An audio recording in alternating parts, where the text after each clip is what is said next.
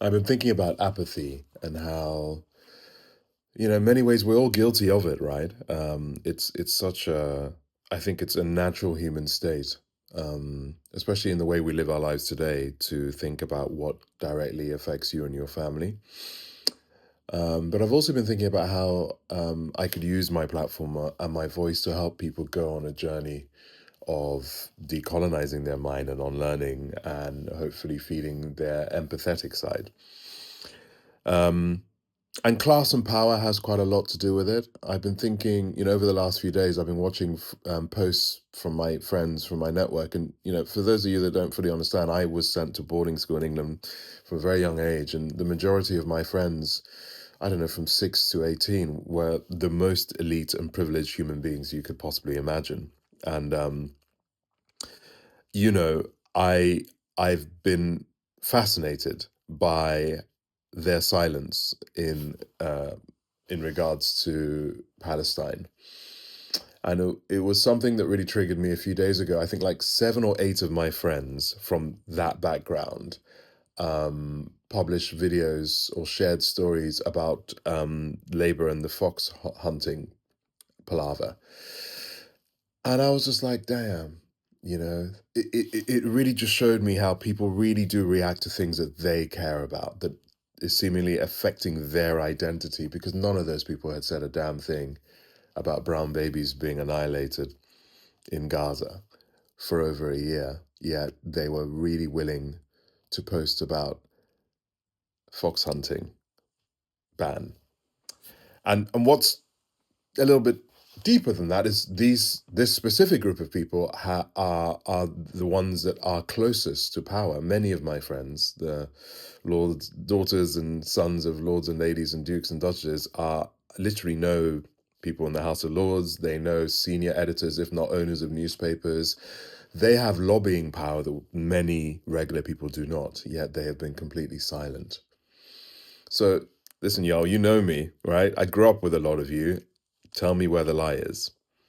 So if you're listening and you are from that background, maybe you can go on a journey, because I understand what the combination of what I would describe as arrested development and confirmation bias, being around people that confirm that how you see the world, how you live your life is the best and correct way, allows you to stay in an echo chamber that breeds apathy.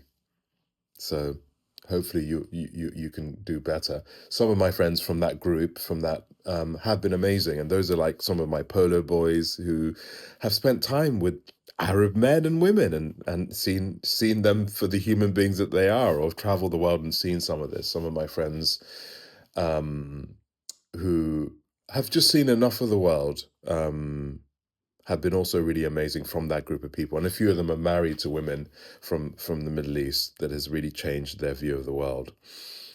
But it's not just my posh friends. I think of black and brown people that I know, and I'm so protective in many ways, because I know how hard it is for a lot of people of color to get into certain rooms, and I get why when they're in the rooms it's sort of like, listen, I'm just got to look after my family. It's a miracle that I'm in here. But I always say, at what cost? When I see beautiful souls like Georgia Poet doing what he does so well, it's a reminder that there is a cost to this. Um, and I remember there's one day that was a particularly awful day in terms of information coming out of Congo and Gaza. And there was some sort of royal party. And my newsfeed was just filled with people that I know personally, black and brown people, just posting selfies and videos because of their proximity to the king and I guess the crown. And I found it extraordinary when brown and black children are suffering in the way that they were, especially on that day. And most of the most prominent names of color were posting images from Buckingham Palace. And I was like, this doesn't seem right. But again, if you dig into that and look at how colonialism works, and the idea that your proximity to whiteness and the power that whiteness brings, in many ways, is still a fight or flight thing that's programmed into you in a way that is insidious, and sometimes you don't notice it. So we need to work on that. African Americans have also intrigued me because I've seen, especially after Biden lost, I saw so many African American folks, sort of, um, highly progressive, apart from Palestine, of course, and upset at the world, and continuing now to focus on the sort of palace intrigue between Elon Musk and the MAGA people. All those posts are going up, but nothing about the babies in Congo, Gaza, Haiti, Sudan. And again, I think it's what affects you is what you want to talk about. And if imagine the cultural capital of African Americans, and they have a very particular sort of cultural capital. Look at Beyonce and the Netflix halftime show. I mean, Christ, that stopped the world. I keep saying, there's not a shade on Beyonce. I think she's part of a machine that does not allow her to have that kind of altruism. But if she did, it would literally stop it all.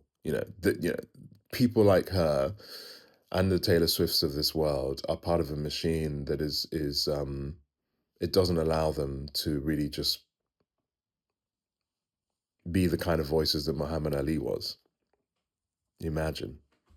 Imagine a post by a Beyonce or Taylor Swift saying, this is why this is happening in Congo. This is why this is happening in Sudan. This is what our country, America, is doing to Gaza, in Haiti. Why?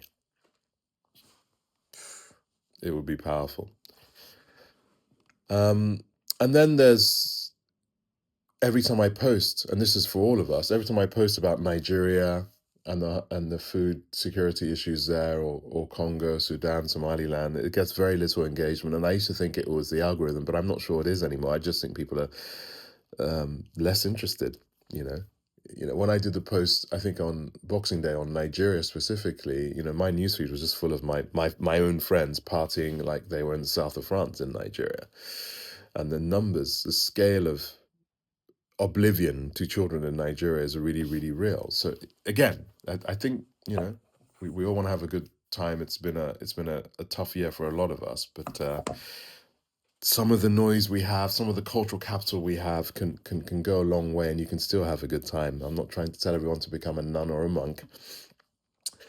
And I think the final one for me is patriarchy, because across all class and race lines, one thing that I've seen is that it has been 80% extraordinary women that have been out there canvassing, using their voice. If I'm ever stopped on the street for what I do, it's usually a woman. There's something that crosses across any division, any tribe, that just shows that the women have an ability to feed and find their empathy in a way that I think we should all sit back and just take notes on.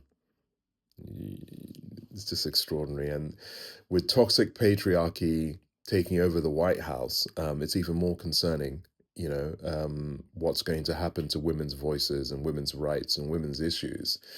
But my God, you have been at the tip of the spear, and I'm just deeply honored, inspired by all of you. You're my tribe. I just had to say that. So yeah, this is the thing about apathy, and it's a lot. It may sound a little bit like finger pointing, but I'm just speaking in this way for people to realize that we are in our own echo chambers, and we can step outside of it and go on a journey of growth. I'm on an endless journey of growth, and I think we can all be. And if we can, in that journey of growth, hold hands, we'll build bridges that no one can break. And on those bridges, children will be able to cross into a place of safety. Thank you.